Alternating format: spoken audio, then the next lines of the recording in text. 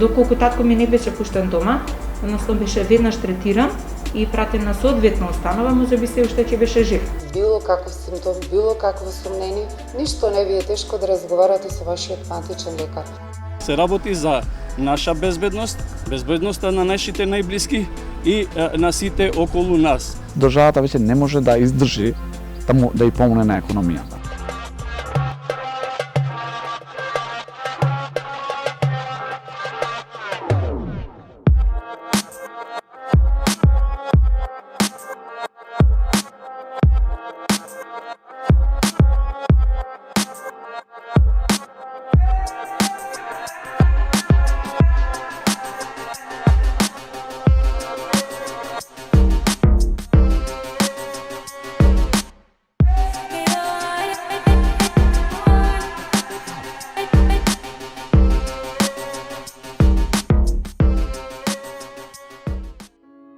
Татко ми беше хоспитализиран во Центарот за рехабилитација Козла по трет пат, значи затоа што имаше мозочен удар и таму беше во Центарот за да се рехабилитира.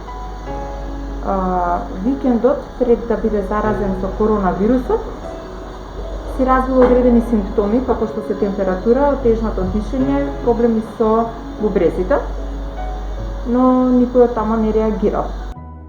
Дали имало лекарска грешка во третирањето на 69-годишниот пациент од Тетовско, кој беше и првиот евидентиран со коронавирусот во овој регион и по 4 месеци се уште непознаница, како и каде ги развил симптомите и како настапила смртта. Ни кажа дека има одредени крварења внатрешни и по испитување по другите болници, каде што дадоа сите препорака да биде задржан и понатаму на хоспитализација, од Козле не сака да биде понатаму на лекување задржан и покрај тоа што имаше симптоми на COVID-19 не сакаа да го тестираат, ниту пак да се јават во 8 септември, ниту кол центрите за испитување на COVID-19, за да земат за него бриз и да испитаат дали тој е позитивен или негативен. Татко ми беше третиран несоодветно, без трунка хуманост и етичност од страна на лекарите тама. И се уште оставам прашањето што луѓе се што немаа дадено, значи никој одговор што се случило. Затоа што имаше постови на Facebook конкретно, каде што самиот вработен од Козле кажа дека е позитивен. Значи друга сестра што ни сконтактира дека е позитивна, дека е затворен центарот откако ние алармиравме за целата состојба. Министерот нееднаш не најде за време да даде одговор барем на пресконференциите што е преземено за заштита. Татко ми откако доаѓа дома на 23 март, заразени од него сме јас, мајка ми и снами и за тој период, доколку татко ми не беше пуштен дома, односно беше веднаш третиран и пратен на соодветна установа, можеби се уште ќе беше жив. Сите медицински документи и историјати на болести што се предадени од Козле, од инфективната тука, настануваат со него и начало на 5.4. починува. Од тогаш побарани се документите да ни бидат дадени медицински, како би можеле да ги разгледаме, да бидеме информирани што конкретно е земено превземено, но одговорот од таму е дека биле предадени на Бутел, а Бутел ги закопало заедно со татко ми во гроб, затоа што биле контаминирани документи.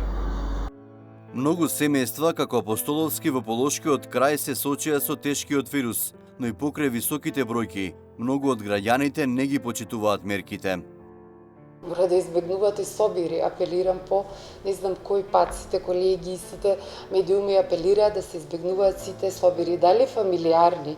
Не значи ако вие имате во двор или не знам каде 100 луѓе, не сте во јавен објект, дека тоа не е собир. Свесни сме и гледаме дека има масовни собири, треба тоа значи да се сведе на нула, не на минимум, на нула. И кога се собираат, и кога си имаат некакви, значи, и дружења, нека биде на дистанца, нека биде со маска, нека биде надвор. Поднесени се над 7000 прекршочни пријави против лица кои не носеле маски. Има и такви кои не носат никаква заштитна опрема, дури и во затворени простории, но и во јавниот превоз. подобро да спречиме отколку да лечиме. Затоа би ве замолил, значи тоа важи до граѓаните, да искористуваат, значи да стават маска во лицето, да се заштитуваат себе си, поготово во затворени простори или во простори отворени каде што има собрано поголема група на граѓани. Граѓаните премногу се опуштиле, велат тетовци. Бадијала полицијата кажнува ако народот нема совест и не се грижи за своето здравје и здравјето на најблиските. Треба полицијата на џабе, не све смо криви ние. Ја кажам, луѓе се криви. Ма кај има ред да нема каков ред нема? Како може да е? Некој носи, некој не, нема 10% што носи. Некој не верува дека има болест. Како нема болест, кај умира луѓе. Државата избрза со финансиската помош. Не баре како корона кризата да завршила, сметаат економските експерти. Задолженоста е висока, а допрва треба да се кројат нови пакети за помош.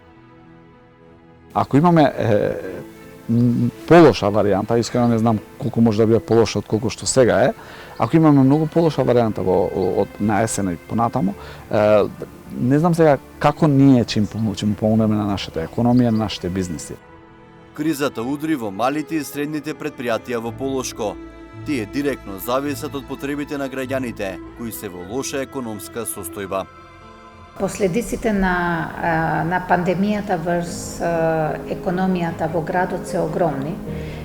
Фактички тоа го покажуваат сите бројки, имајќи го предвид фактот дека претежно Тетово е град на средни и мали бизнеси. Освен тие поголемите кои имаат други структури на постоење и развивање, кои не се поврзани, значи да кажеме комплетно со услугите, додека другиот дел на помалите бизниси се поврзани со услугите кои во моментот има помала побарувачка за тие услуги.